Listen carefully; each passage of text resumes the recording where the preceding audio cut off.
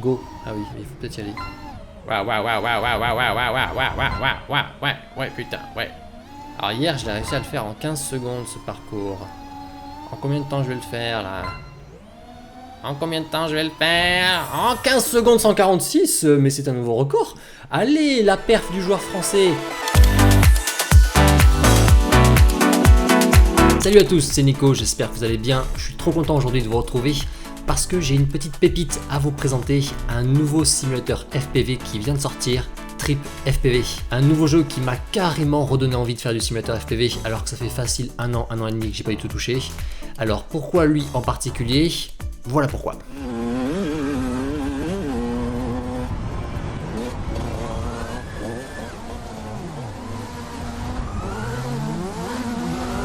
En fait, ce qui est trop cool avec Trip FPV, vous l'avez vu, c'est que ce n'est pas un simulateur de plus, il a été en grande partie développé pour l'aspect cinématique, pour suivre des voitures, pour suivre du sport extrême, tout ça. On a vraiment en fait un monde un petit peu vivant dans les cartes, vous l'avez vu, avec des scénarios comme des voitures de rallye, des motocross, des montgolfières, du parachute, ce genre de trucs. Tous les trucs un peu stylés en fait qu'on rêverait de faire en FPV, et bien là on l'a sur ce simulateur FPV, c'est trop cool, ça change un petit peu en fait de ces mondes ouverts complètement neutres où il ne se passe absolument rien, qui sont totalement morts. Là ici il y a des petites missions et c'est vraiment ça en fait qui m'a grave chauffé pour en refaire, de pouvoir faire en fait du FPV sur des trucs assez stylés comme ça.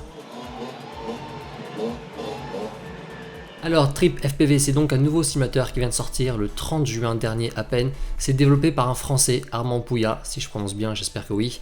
Voilà, un nouveau simulateur français de plus, hein, on est vraiment pas mal là-dessus. Il y avait Uncrash, iDrone si je ne dis pas de bêtises. D'ailleurs, petite précision, Uncrash aussi propose un petit peu des scénarios, notamment les voitures avec des courses de drift comme vous pouvez voir ici.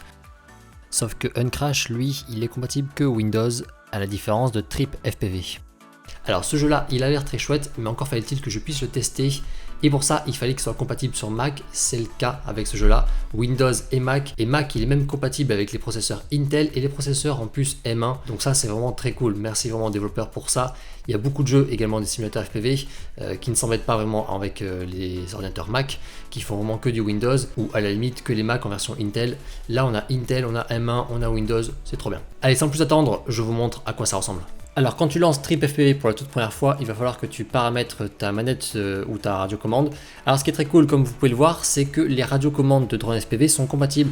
Et regardez, je suis avec actuellement la DJI FPV et tout de suite en fait il me l'a reconnu sans aucun souci. Ça c'est vraiment trop bien. J'ai juste à brancher la radiocommande à l'ordi et tout de suite en fait il l'a détecté, c'est trop bien.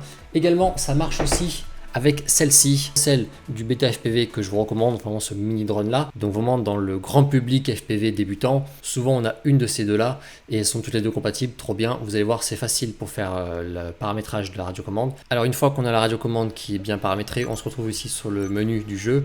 On a grosso modo deux modes de vol. Le mode race pour commencer qui est un mode classique sur tous les simulateurs où voilà vous allez pouvoir faire des courses en suivant en fait des petites portes. Voilà, au début ça m'intéressait pas beaucoup ces modes là, notamment sur Liftoff parce que je commençais à peine le FPV, j'arrivais à peine à voler, donc c'était un peu chaud pour moi de passer dans les portes. Maintenant j'y arrive mieux, donc ça commence à devenir sympa. Je vais vous montrer parce que je me suis bien éclaté hier soir à en faire pas mal sur notre ordinateur, ce qui fait que j'ai pas mes temps ici qui sont enregistrés, c'est dommage. J'ai réussi à passer bronze, voilà, moi je suis vraiment entre bronze et argent au niveau des chronos, plutôt bronze d'ailleurs, hein. Je suis assez nul, vous allez voir tout à l'heure, c'est assez pitoyable, c'est rigolo. Mais surtout le mode le plus important, c'est ici, Trip Mode. Ici sur Trip Mode, c'est là en fait vous allez avoir du coup le monde ouvert avec toutes les cinématiques possibles. Actuellement on a 3 cartes qui sont disponibles, mais vous voyez par exemple Coming Soon, on va avoir une quatrième qui va arriver qui m'a l'air d'être un circuit, oui effectivement ça se voit au niveau des cinématiques. Alors ces cartes sont gigantesques, vous allez voir, moi j'ai testé pour l'instant celle-ci juste. Et en bas vous pouvez voir en fait les cinématiques qui sont proposées. Il y a par exemple un wingsuit, ils peuvent être deux, il y a des oiseaux, il y a une moto qui passe et il y a même du parachute. Ici d'autres trucs, montgolfière, ça j'ai trop envie de tester. Je vais tester avec vous la montgolfière dans le désert, ça va être incroyable je pense. Comme tous les simulateurs FPV, vous avez les rates que vous pouvez modifier comme vous le souhaitez. Bien entendu, vous avez également différents types de drones, je pense qu'ils en rajouteront plus tard peut-être. Actuellement il y en a 5 ou 6. Voilà, bon moi je les connais pas tellement. Il y a un cinélifter qui a l'air assez rigolo. Mais pour l'instant, moi je reste sur un freestyle 5 pouces, ça me va très bien. Allez, on lance ce tout premier vol avec les Alpes, c'est parti. Alors il va falloir m'excuser, la qualité d'image ne sera pas optimale vraiment parce que entre le screen et les performances là pour faire fonctionner le jeu, j'ai dû réduire vraiment à fond les graphismes. Donc je vais vous mettre des images tournées avec l'appareil photo qui filme l'écran pour que vous puissiez un peu voir mieux les graphismes. Mais là, sinon sur le screen de l'écran, ne vous fiez pas à ça. De manière générale, le jeu est quand même un petit peu gourmand, on est sur un simulateur FPV, donc avec des images qui vont vraiment très vite. Voilà, moi sur mon ordi Mac, avec cette configuration là, que j'ai quand même pas mal rincé là depuis 2 ans, je commence un petit peu à galérer, j'ai souvent quand même des pertes de FPS petit à petit dans le jeu, une fois que l'ordi commence suffisamment à chauffer. Mais voilà, c'est propre quand même à mon ordinateur. Il vous faut quand même, je pense, une config assez costaud pour le faire tourner vraiment tranquillement avec des graphismes au maximum. Deuxième info, comme vous pouvez le voir, actuellement, le jeu est encore en anglais parce que on est encore sur une version un peu anticipée. La VF va arriver, d'autant plus que c'est un développeur français. Donc pas de souci, le jeu sera aussi en français plus tard. Donc là, on commence et en fait, comme vous pouvez le voir, on se retrouve du coup en plein milieu des Alpes. Et tout de suite, vous pouvez voir à quel point là... Oula, j'ai fait me cracher tout de suite. La map est immense et on commence par un gros... C'est pas un dive, mais quasiment une belle descente. Et écoutez le son.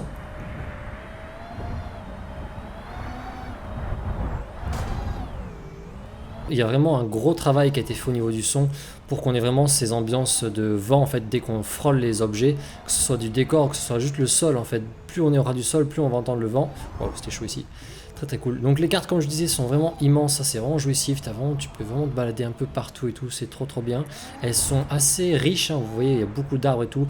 La lumière aussi est bien travaillée. C'est toujours cool. On a toujours une lumière qui est genre 17-18 heures, pas plus. Et comme vous pouvez le voir un petit peu là-haut ici, là, on a des structures en fait un peu à gauche, à droite sur les cartes. Et pour ça, il suffit d'appuyer sur M. Ça déclenche en fait la minimap, un peu comme GTA, et vous pouvez voir les points d'intérêt partout en fait sur la minimap. Par exemple, les points d'intérêt en forme d'œil, là c'est des spots en fait à découvrir, et ceux notamment qui sont aussi en bleu, que je vais vous montrer juste après, qui sont du coup les cinématiques où vous pouvez voir qu'il se passe des choses en mouvement. Par exemple ici on a une motocross qui fait des saltos et compagnie. Alors c'est compliqué, hein. Pour l'avoir testé celle-ci, je n'arrive pas à rester près de lui, il accélère assez rapidement. Et on va lancer la seconde map pour ensuite vous montrer les petites cinématiques qu'il y a avec. Bon, les graphismes, moi sur mon ordi c'est pas foufou, mais ça va. Waouh, ça va vite. Ouais, ok, ça va hyper vite. Ah, c'est fluide là.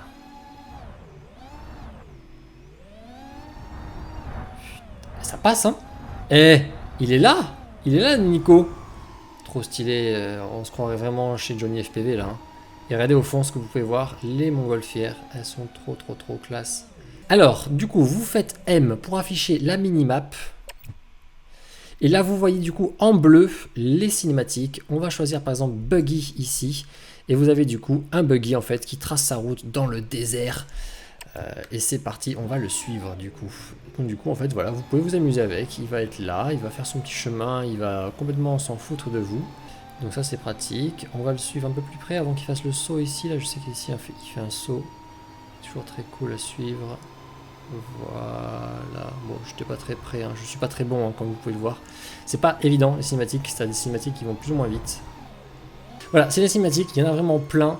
Il y a les montgolfières par exemple, je vais vous amener aux montgolfières parce que c'est quand même trop cool. Avec un mec qui saute en parachute, je n'arriverai pas à le suivre, ça c'est sûr, ne comptez pas sur moi. Voilà, il saute en parachute comme ça. Moi ce que je m'amuse à faire, c'est faire des figures avec les montgolfières. Voilà, on peut s'éclater avec, histoire de se donner un peu la gerbe. C'est des trucs, tu sais que tu le feras jamais toi en tant que pilote loisir de FPV. Donc c'est trop cool de pouvoir le faire sur un simulateur comme ça. Trop sympa, c'est vraiment le truc cool, il faut arriver à maîtriser un peu, mais on kiffe bien. Est-ce que j'ai pas un peu la tête penchée comme ça là? Si, complètement, parce qu'en fait je me tords dans tous les sens, ça me donne le tournis. Waouh, c'est un truc de ouf. Alors volontairement je ne vous montre pas tout, il y a plein d'autres scénarios etc. Ici à gauche de la minimap vous allez retrouver tous les différents scénarios, challenge et décors. Vraiment deux approches sur ce jeu, une exploration avec des possibilités de découvrir plein de décors vraiment sympas pour voler, et une deuxième approche, entraînement pour suivre des différentes silhouettes en mouvement. Et quand on est débutant, croyez-moi, c'est vraiment pas facile. Ok, je vous ai montré un petit peu les premiers visuels un peu avec ce jeu-là.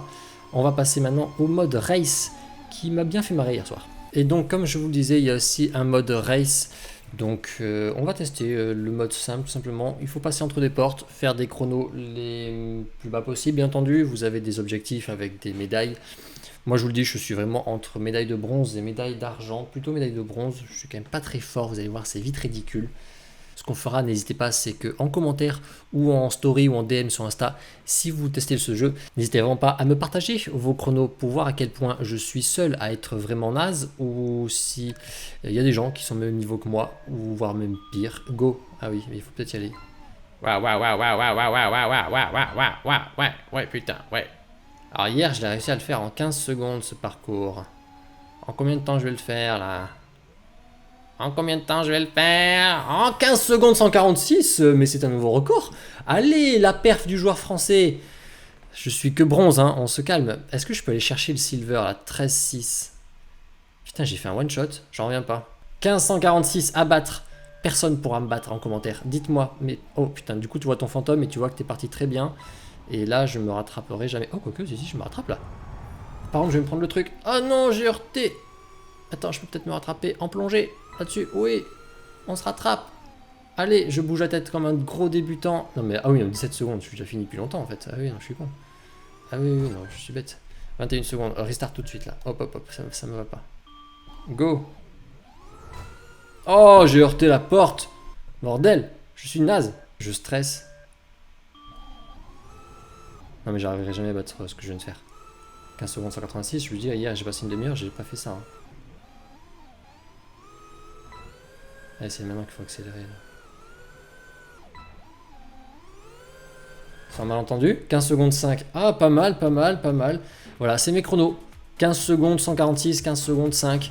Et en fait, non, un record que j'ai complètement explosé en 10 secondes 771. Le fait, la première fois d'avoir enregistré l'écran en même temps, ça a fait considérablement ralentir le jeu. Et donc également, en fait, la vitesse du drone, ce qui fait que je peux pas faire des temps assez rapides, le jeu était assez lent. Alors par contre, faites attention, moi ça m'arrive souvent avec cette version encore anticipée du jeu, les meilleurs scores ne s'enregistrent pas, ce qui fait que là, si je refais restart ou quit, il va me laisser mon ancien meilleur score. Donc pensez bien à faire des screens si vous voulez immortaliser vos meilleurs scores, surtout si le jeu est encore en version anticipée. Mettez-moi en commentaire là vos chronos un peu, et en story ou en DM avec la capture d'écran, comme ça on voit que vous n'êtes pas des tricheurs, parce que moi je crois que ce que je vois. Et là je vais voir des 6 secondes, des 7 secondes et je vais pleurer putain. Ouais, il y a moyen en plus, hein, parce que bon, je suis pas hyper fort, vous avez vu. Et surtout, je pense que parmi vous, il y a des petites bêtes là de FPV. Donc n'hésitez pas, allez-y en commentaire. Voilà, alors, Trip FPV, il y aura également un mode multijoueur qui va arriver plus tard. Ça sera très cool, un mode multijoueur peut-être un peu comme Liftoff et compagnie. Si notamment il développe des classements entre amis, ça c'est toujours cool en fait, pour un peu essayer de battre les records de ses potes. Ce jeu là, Trip FPV, il est dispo sur Steam pour seulement 11,50€ en accès limité pour l'instant. Pour l'instant le jeu n'est pas encore complet, en fait c'est grâce à nos premiers retours financiers et retours d'expérience, que le développeur va pouvoir continuer son jeu, va pouvoir l'améliorer encore plus. Ce qui est trop bien, c'est que là du coup on le paye 11,50€ et que les mises à jour seront gratuites, alors qu'à terme le jeu coûtera environ une vingtaine d'euros pour ceux qui l'achèteront plus tard. Donc là c'est aussi une très bonne opération pour avoir un simulateur FPV vraiment pas cher, très cool avec pas mal de choses originales dedans. Voilà, j'espère que c'est un jeu qui potentiellement peut vous tenter pour soit vous perfectionner dans le FPV, pour faire des jolis plans cinématiques, soit pour débuter tout simplement. Je vous remets en description directement le lien vers Steam, ça coûte 11,50€ pour l'instant, ça va monter progressivement. Donc si ça vous emballe, n'hésitez pas à l'acheter rapidement pour avoir le prix le plus bas possible. Pareil, en description, si vous voulez plus d'infos, je vous mets la vidéo de Culture FPV. C'est grâce à eux que j'ai découvert en fait ce simulateur là, je ne connaissais pas sans leur vidéo. Dans cette vidéo, vous aurez beaucoup plus d'informations sur ce simulateur là. Ils sont beaucoup plus précis, ils s'y connaissent beaucoup mieux. Alors que moi à côté, je suis vraiment un gros débutant dans le FPV. Voilà, j'espère dans tous les cas que cette vidéo vous a plu. Si c'est le cas, n'hésitez pas à me faire un petit retour en like, en commentaire. Je vous souhaite une bonne semaine et on se retrouve rapidement. Ciao.